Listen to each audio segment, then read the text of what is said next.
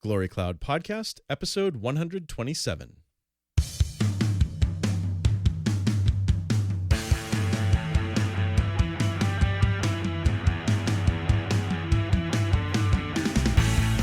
Well, stay tuned for some more exciting stuff from God, Heaven, and Har Magedon this week.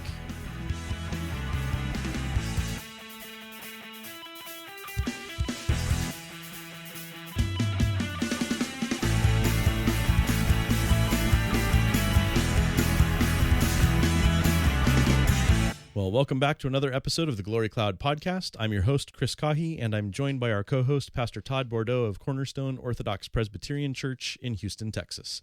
Welcome back, Todd. Thanks. I'm ready for some Omega apocalypse. What about you? Me too. I just love Kline. Last week we had Alpha Radiation, and now Omega Apocalypse. Sounds like two great movies. I know. So to maximize our time to talk about the Omega Apocalypse, I'll just briefly run through our regular housekeeping, reminding our listeners that we have our show notes page over at meredithkline.com/podcast. There you can find all of the resources that we mentioned during the course of an episode. We would sure appreciate it if you would give us a 5-star rating on iTunes and to subscribe to the podcast on whatever podcatcher or podcast app that you use. Both of those things really help boost our visibility to others who are looking for good theological content in their podcasts. And finally, if you have the means to pitch in a little bit of money to help us cover the monthly cost of hosting the audio files, you can find a donate button at meredithkline.com/podcast on the right-hand side of the page, and any amount that you can give is very much appreciated and really does encourage both Todd and me. So thank you to our donors. And with that, how would you like to get off the ground with this, Todd? Well, for those who do not have the book we're going through, God, Heaven, and Har Magedon, these first 3 chapters serve as somewhat of a prologue to the rest of the book. They're an overview, and once we go to chapter 4, we look at next week, we'll get more into the biblical theology, starting with Genesis and moving forward. But these are overviews that are going to summarize where the rest of the book is heading. And so last time we looked at what Kline called alpha radiation, which is simply a way to say the creation of the invisible heavens, the spirit realm. And so now we look at, in chapter 3, the Omega Apocalypse, which is the consummation of that realm, where the heavens and earth that are visible are glorified. And so we're going to talk about that, and Kline begins by reminding us that the consummation of this realm, where the visible and invisible would come together as one, was the plan from the beginning. The tree of life was a tree of life beyond the life that Adam already experienced in the garden. It held out some type of life for him if he would have obeyed the covenant of works. And of course, that tree of life returns at the end of the book of Revelation in the new heavens and earth, connecting the promise of the tree with its fulfillment. And the very fact that there was a covenant of works shows that there is something Adam needed to earn that would get him something he does not yet have, something he must attain. He needed a body that could not die, and he was created to be with the Lord and to see his glory, which Adam could not yet see in the garden. And then, of course, you have the Sabbath day where God creates and then he rests. And then when man works, he doesn't enter that rest yet. He still continues his work pattern. And so there's a promise to man that upon the fulfillment of the covenant of works, sometime in the future, that Adam would then and his posterity enter that rest that was pictured by God entering the rest in the upper register or in the invisible heavens. And so when we talk about the Omega Apocalypse, the changing of the new heavens and earth at the end, where the invisible realm that's already been created glorifies the visible realm and they become one. That was the plan from the beginning. And originally, of course, that would not have been a gift of grace because man had not yet fallen. It would have been brought about by Adam's work. as our representative. And so there is no need for the incarnation of Christ to fulfill this until man fell. Mm. And that's what Kline brings out. So, but even saying that, Kline says that if Adam would have obeyed, it still is required a supernatural intervention into the created order to glorify the heaven and earth. If Adam one day is going to be given a glorified body and all his posterity, if the visible world will then be glorified in a sense that they can see the invisible glory they haven't been able to see thus far, that would require a change, a supernatural intervention. Now, in saying that, Kline answers an objection right away, which is, if God said the creation was good when he created it, why would there be a need for another supernatural intervention? Mm. And so Kline's response is, this glorification of the creation would not have been an addition to a faulty creation, but a promise. Creation, for its purpose, it did glorify God. It was very good, but it simply was not the ultimate goal. And so that ultimate goal was promised from the very beginning. And so the consummation would be a direct act like creation. It would not come from man. Man would not be able to do that. Only God could glorify the earth, and only God could grant man glorified bodies that could not die. So it's not sort of a creation itself moving to another level on its own, sort of in an evolution type understanding. But it would have been a supernatural work of God to glorify the creation he made. And so the original goal of the covenant of works would only have been achieved had Adam obeyed. Finally, that reward would have been the new creation, an act of God that Kline calls the Omega Apocalypse, which is simply bringing in the new heavens and earth. And so Kline then says there's not really a change in the invisible heavens when this happens. What the change more is in man's experience of heaven. Mm-hmm. Our eyes will be open, and now there will not be a distinction between the visible and invisible realms like there is now. They will become one at the consummation. So man will now live in the glorified existence that we talked about last week, the spirit realm that is now invisible to us. So the major distinction is what we experience. It's not that the very substance or nature of heaven has changed, but now we are engrafted into that invisibly, and the whole earth is glorified in the sense that God's glory is over all the earth in a visible sense. And so he gets then to some other changes that would come about now that there's been a fall. With the glorification of the world, of the new heavens and earth. And that is there would no longer be a field of conflict, because Ephesians 6 says right now, Satan and his demons still exist in the heavenly realms, in invisible realms. At that point, they would not exist in the invisible realms anymore. They would be placed in hell. And that would not be the new heavens and earth then. And then, of course, another change is heaven would be filled with a company of glorified humans, glorified with glorified bodies, and that would be new. And so the visible world will still be a physical world. We talk about the new heavens and earth, which means we'll still have a solid physical place, but it will be emblazoned with God's glory, his visible glory. And Kline suggests that how we see Jesus after the resurrection is probably more akin to what our bodies will be like, our resurrected bodies. So he writes that man's ability in the new creation will be different. Jesus was able to walk through doors, for example. And so Kline fully expects that as our example, however that looks or whatever that means. And then finally, one other difference is we would have an enjoyment of eternity an immortality, of course, that we don't experience now in this age. And so those would be the major differences, but that's what he means by an omega apocalypse, the new heavens and earth and mankind after Christ's return, or at Christ's return, being glorified. And then there's no more distinction between the visible and invisible.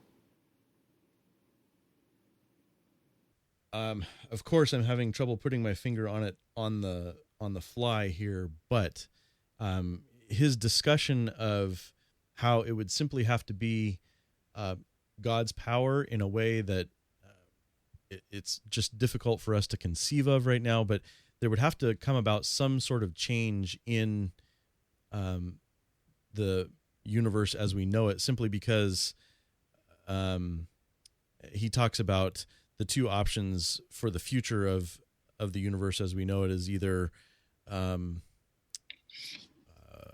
the second law of thermodynamics playing out in entropy, Yes, or the big crunch where it all then implodes back in on itself. So one of the two, either it expands as far as it can go and just cools off that way, or it crunches in on itself. And so God's power is going to have to bring about some change to just the universe as we know it. And that was a I don't know. It was a mind-expanding thought when I encountered that. yeah, and he's going to point that out that it's not the invisible heavens that will have to change, but certainly the visible universe will have to undergo some sort of change. Now, here's the difficulty, and we're getting into this section he calls consummation and cosmology. And the difficult question is, what is the continuity between the visible cosmos, the heaven and earth now that we see, and what is the discontinuity between the old and the new? What will continue and what will not continue? And the difficulty in answering that question is the way the prophecies are written. Because they use figurative language of the return of Christ and the new heavens and earth, depending on which prophecies you read, you can come to the conclusion that it's almost all discontinuity. That the earth will simply burn up and God will create a new one. Right. But then you read other prophecies, and it sounds like much more continuity. And so Kline's going to walk us through these two types of prophecies and give some options what we do with them. So if you're looking at discontinuity, you can look at prophecies that speak of the present cosmos dissipating like smoke and vanishing. For example, Isaiah 51:6. The heavens will vanish like smoke. The earth will wear out like a garment. Now that sounds like there is no earth left, right? Right. That sounds like there's no planets, no sun, no visible anything, that it's all going to be new. Another example, Revelation 6:14.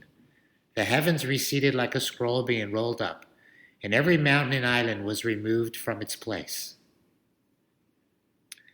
Well, if every mountain and every island is removed, that's the high and the low. There's not much left. Right. So, and then you, of course, 2 Peter 3:10-13 speaks of the present earth being dissolved in fire. And so in that sense, and then you think even the promise to Noah, that creation's order will continue, the seasons and the day and night. God promised Noah that there would not be another flood, but the world will continue. But with this one qualification in verse 22, while the earth endures. Mm-hmm. So, and again, it gives the impression that the earth will end as it is, and something brand new would be put in its place. And so this really accounts for his title for this chapter, right? The use of the word apocalypse. Right.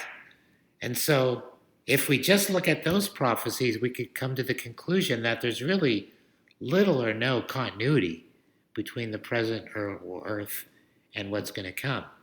But he says, look at some other aspects, though. Think of our bodies. though we're going to receive new bodies, there's still continuity with our old bodies. We are going to be who we were. Just as Jesus was still Christ, and even though at first they didn't recognize him, it was the body he died with. They could see the holes in his hands. And so in that sense, there's continuity in bodies, there's identity, even though our bodies undergo something of a dissolving. There's some continuity. So Kline says if the bodies are a paradigm, then the new heavens and earth will assume some continuity with the old heavens and earth. And so in that sense, the original creation is not annihilated, but transformed, just like our bodies are transformed and renewed with new bodies. They're new, but in another sense, they're not new. And so it's difficult to look at figurative language and come to really specific conclusions. What are your thoughts on that? Yeah, I agree. I mean, so we're trying, or Kline is trying to steer us a course between, these two different ways that Scripture talks about it. And the question that came to my mind as you were going through those passages was the question that I think probably every child who grows up in the church asks, and that is, well, will we recognize our loved ones in the new creation? That's a good question. I'm not sure that what Kline is telling us gives us an answer to that, but what do you think? Yeah, I mean, he does mention that we will be who we are, so you would think there's some recognition. Mm-hmm. But how exactly that will look is really unknown. And we're going to look at in a little bit the verses, the prophecies that speak as if it's the same earth, but only better.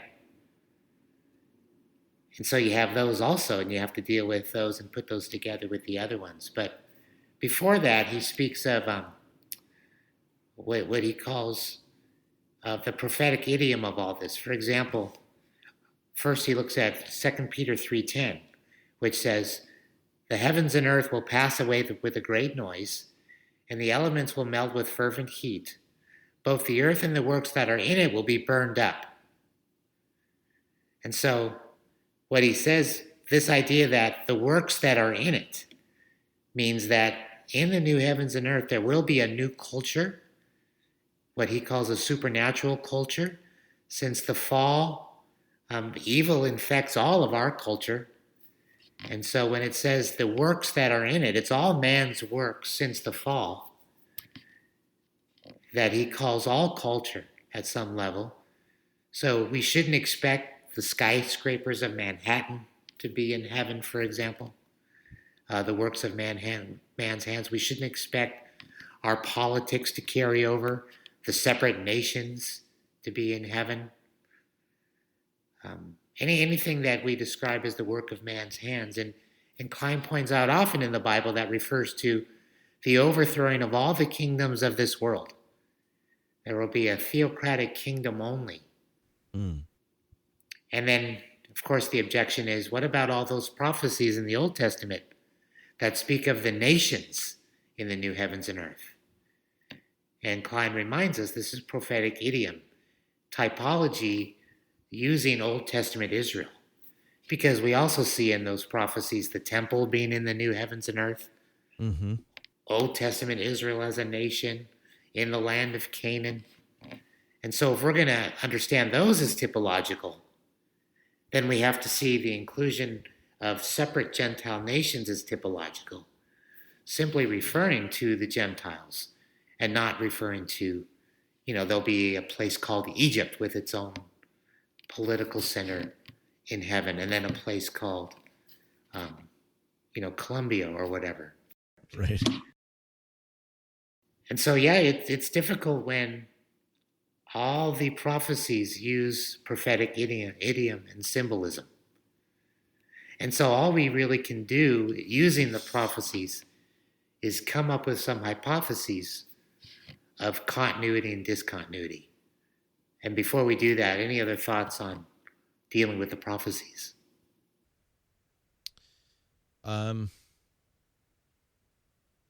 No, other than, well, I mean, so Second Peter and Revelation are exceptions, but it seems like a lot of what he was discussing in this section anyway was more from the Old Testament, which is where we're accustomed to hearing him talk about prophetic idiom.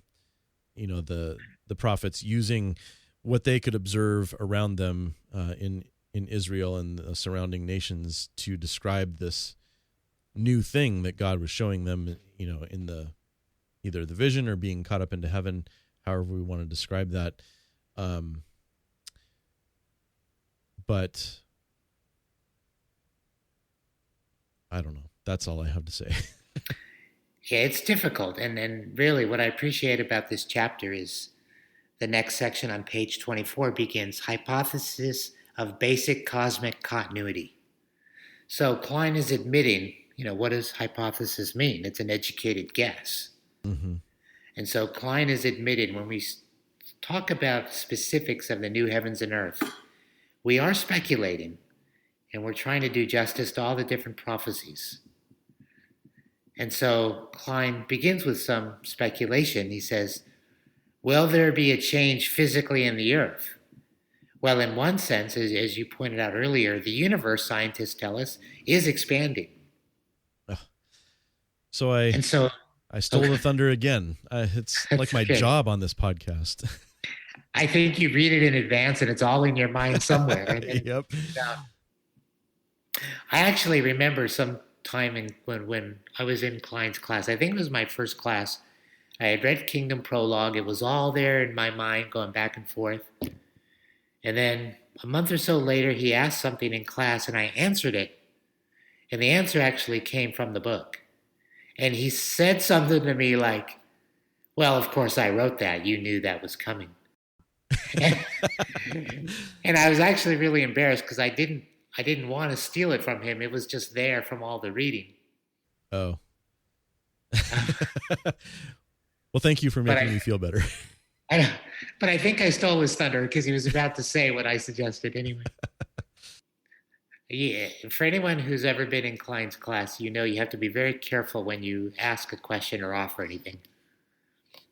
Right. Well, I mean, the benefit of what you did was you answered in his language, because if you try to reword what he's saying a different way, he will correct you, or would have corrected you and worded it his way. And if you ask a question that shows you haven't been listening, he will let you know, right? Yep, absolutely. And so with this idea that the universe is expanding, Kline suggests that God would need to offset that with some cosmic interaction. Mm-hmm. And he gives an example of the 40 years Israel was in the wilderness. The Lord kept the clothing of the Israelites from wearing out. So there was some supernatural work on the physical characteristics of those clothes that God might do for the earth at the consummation. Okay. So it doesn't fit in Kline's mind that there would still be, the cosmos would be expanding and changing in a gradual sense in a new heaven and earth environment. And so Kline is simply speculating that there would be something happening that would make the universe different in its basic construction is the way it is now. Because a couple times in this chapter he uses that word that I love, heavenized, and that state of being is permanent. So when the universe is heavenized, it makes sense what he's saying, that it won't be changing by, expansion or contraction. There will be something more permanent about it than what we know right now. Yes, he calls it a more stable environment that God restructures all at once at the second coming. Now, other speculation he brings up, will there still be planets? That's an unknown. If the earth is filled with God's glory, what does that mean? Will there still be barren deserts? A lot of unknown questions that he says we can only guess at, but the Bible doesn't tell us much. But then he brings up Isaiah 11 and 65, which speak of grass. animals feeding when describing the new heavens and earth. Now, the animals in the prophecies, the wolf and the lamb, and they lay down together. And so in the prophecies, they become herbivores. They're no longer carnivores. Now, the question is, how symbolic is all this? Is it simply symbolic to signify peace? Animals that formerly tried to kill each other are living in peace. Should we not expect literal animals there or literal grass? Or do these prophecies actually show some type of continuity, that there will be animals there? Even then, the animals would have gone through some restructuring because they're no longer carnivores, if you take those more literally. Mm-hmm. And again, it's not easy. And then it raises the question, if there are plants and animals in the new heavens and earth, and of course every pet owner wants their dog to be there, right, or their cat. Right. The question is, how did the plants and animals survive the dissolving of the universe and the judgment on the world? Yeah. Kline says, was there an archetype situation? Was there a restoration of these things by a recreation? Kline asked the question, should we assume that all species of animals are there? And these are fun things, like you said, that kids ask, that in a sense, Kline is like a kid here, like we all are. What will it be like? And Yeah. Yep. Kline says where we have to be careful is getting literal, trying to be too literal with these, because those prophecies still refer to most of the elements of old Israel returning. And in that sense, we have to be careful and say, if those are prophetic idiom that picture the church, which we believe, Israel pointed to, then we should assume that these other things picture something beyond itself. Mm-hmm. And so we really don't know whether animals will be there, what the world will look like. Well, Kline actually leans toward animals being there, as he speculates. He thinks that if man is going to rule like the original creation, what will they rule? They will not need to rule each other. Right. And so Kline believes there will be an earth with animals and plants to rule and have dominion over, because there are verses that speak of man ruling in the new heavens and earth, and the beauty of creation and flora being there. And so Kline leans that way, but again, Kline admits this is a hypothesis, trying to put all the different prophecies together.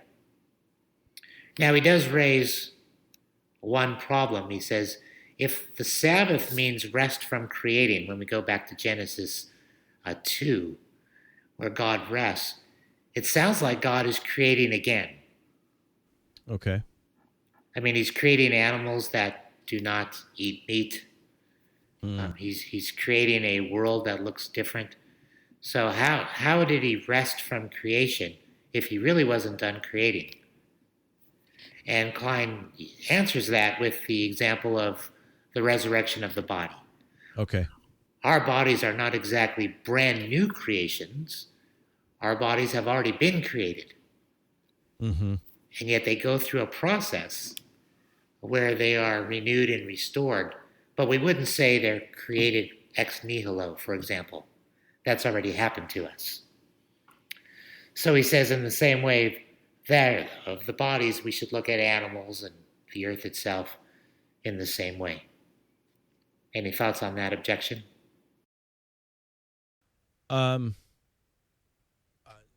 so much well, I guess my thought about that objection is I was making a parallel to what both Kline and Voss say about the second coming, the final judgment, and the consummation, that whole group of events as being an opportunity for something new. And I was thinking of it in terms of revelation at that point, that I believe both Voss and Kline have said that if God were to give new revelation, that would be the point at which it would be.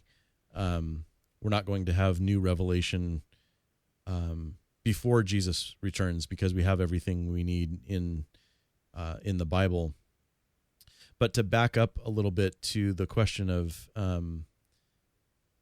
animals being in the new creation, I wonder how much this might have bearing on it. I don't know. I'll throw it out there and see what you think. But I was really impressed in class, and then Kline does it in this chapter 2, where he basically says, look, you want to know what the new creation is going to be like? Look at Jesus in his resurrection. And the Bible does give us some information about the resurrection, or the new heavens and the new earth there. And I was thinking, Jesus met his disciples in his resurrection body on the beach, cooking fish, and he ate with them. Now, I mean, granted, they're still here in this creation, but he's eating fish with them. Does that shed any light on it? Yeah, what do you do with that? He obviously did not need food, right, in the sense that his body had needed it before. So it would have been simply an act of fellowship. But yeah, it raises all kinds of questions about, and in a sense, it's not what we would call a perfect body in that it has holes, right? He has holes in his hands, a hole in his side, but it's perfect in the sense that it's eternal and cannot die. Incorruptible. Yeah. It's incorruptible. Is him walking through doors more pointing to his deity than his risen humanity? So should that be something we should not expect? Or is that our example of what it will be like? Again, those are difficult questions. Okay. Well, I'm sorry. Kline closes this chapter with 2 final points. The first one is Romans 8. And Kline says that most Christians who argue for continuity use Romans 8, because in Romans 8, the creation is groaning for the return of Christ. And so in this image, creation is waiting to be restored back to what it was before the fall. And so those who don't want to see a lot of discontinuity really go to Romans 8. Kline rejects, and that's the normal interpretation of Romans 8, right? That creation is groaning, creation is waiting for something. Right. Kline rejects that typical interpretation. So Kline believes, and I think he's right, I haven't preached through Romans, that the creation groaning is figurative of simply the fact that creation is housing dead bodies. And so the groaning is a way to say that this is not the way it should be. Looking for man, creation is in a sense looking for man's resurrection, not for its own resurrection. Okay. Creation isn't groaning for itself. Creation in this image is groaning for man. And that's why Paul can move right into we groan. Mm-hmm. And so Kline says that Romans 8 is not really answering the continuity, discontinuity question at all. It's using figurative language for the problem of death and the desire for the resurrected life, man's resurrected life, not really speaking of creation itself. Or creation in general. Or creation in general, exactly. And then he closes with a final thought, and he writes that our vision of the consummation is dim because of the way the prophecies are written. He says, what is clear about these prophecies is the religious character of the new heavens and earth. God's loving and holy presence will be felt, seen, and realized. And that's what we're longing for, Romans 8. We long for the glorification. We long to be in this place. And so Kline opens the rest of the book by saying, this brings us right back to Genesis 1 and Eden. Eden is a mountain. The heavenly city, the cultic center started there, where the temple of God was. And as Adam and Eve would have children and they would build the kingdom of God, there would be a global theocracy. And so Kline calls that a mountain the beginning of Har Magedon, and we'll get into that. But the point is, this final heaven we're longing for was pictured right away in the Garden of Eden. And so the Bible begins where it's going to end in picture. And so now we're going to go back to Genesis in the next chapter. But one point I want to make is that the Bible teaches us that we long for heaven. And sometimes we want to give Christians a guilt trip by telling them, you need to long for heaven more. Yeah. And that's hard to do, like I said last week, where it's hard to even, vision what we're longing for exactly. But it's interesting in Romans 8 that it doesn't say we should long. It says we do long. It says we groan. And the Spirit groans within us. And I often remind the people that as Christians, you're always longing for heaven. When you are dissatisfied with your bodies, when you are frustrated with aging, when you're frustrated with the sin in the world and the injustice and the abuse, or you're frustrated with the sin in you, whatever you're dealing with in the Ecclesiastes sense of the vanities, of difficulties of life, of raising children, you're always longing for your home. The Spirit is making you long for this to end, for something better. And so it's helpful to recognize that there's nothing wrong with sadness. There's nothing wrong in itself with grieving and groaning the way life is, because that is us longing for our heavenly home, for what we were created for. That's a great point.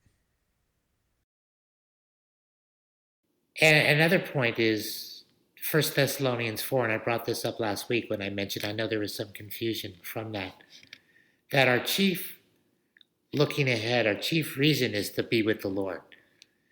And so while there will be many other blessings in the new heavens and earth, it's the religious character that we're looking forward to most. And we should never minimize that for another comfort. An example would be in human thinking, if my wife has been gone for 3 months somewhere overseas, and I don't like making dinner, and by the way, that's true. I don't like cooking, and I've been cooking. One of the advantages of my wife coming back is I don't have to cook anymore. Right. But if that was the chief reason I was looking forward to my wife coming back, then something would be a little off. Yeah. The chief reason you would think in a good marriage would be, I want to be with my wife again. Mm-hmm. Now, there's some other benefits that come with that, of course, that I'd look forward to. And so 1 Thessalonians 4, 17 and 18, the promise is, in the new heavens and earth, we will be with the Lord forever. So comfort one another with these words. And so we see the main comfort we have is that we will be with the Lord. That's what I was trying to get at last week. I may not have been clear, but... Okay. Yeah, I think that's helpful. So the side benefits are there. We're not denying that, but we're focusing on the main thing. Right. We don't deny it, and we don't deny it's something we would look forward to. Mm-hmm. But we wouldn't want that to be more than... We wouldn't want to look forward to our own comfort more than the fact of being with the Lord, as if it doesn't matter as much if the Lord is there, but at least we'll be happy. That type of idea. Right. Our happiness will be because we're with the Lord. Okay. Is the point. So any related topics, the only other one I can think of is when we talk about the spirituality of the church and kingdom activity.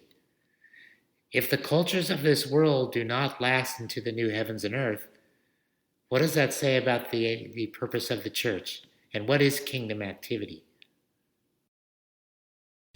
That would make kingdom activity, word and sacrament ministry, really, right? I mean, the evangelism and discipleship. Yes, because what do we know for sure lasts into the new heavens and earth? People. Yep. We may do good things for this world, but if they don't last, it's not kingdom activity. Kingdom activity must last into the new heavens and earth, and that Isn't that what the church's role is? To administer the kingdom of heaven? Yeah. So, yeah, it would be whatever can survive that language that we've talked about earlier in this episode about, fiery, consuming of everything, or everything being rolled up like a scroll, or, even the analogy of the flood wiping everything out. It's got to be something that can survive whatever that's describing to us. Exactly.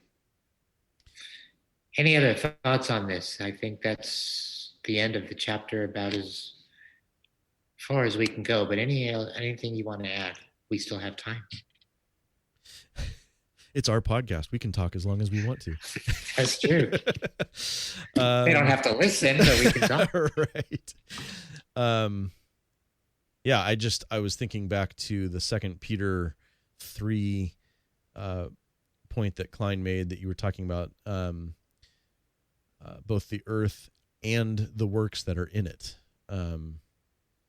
So, yeah, I mean, it sounds like we are the only thing that will survive into the new creation. And then it's a question of how exactly will our bodies survive into that. They're fascinating questions, and I don't want to be dogmatic about the answers. I do think that what Kline does by looking to Jesus in his resurrected state is interesting and helpful. But that's about as far as I can go. Right.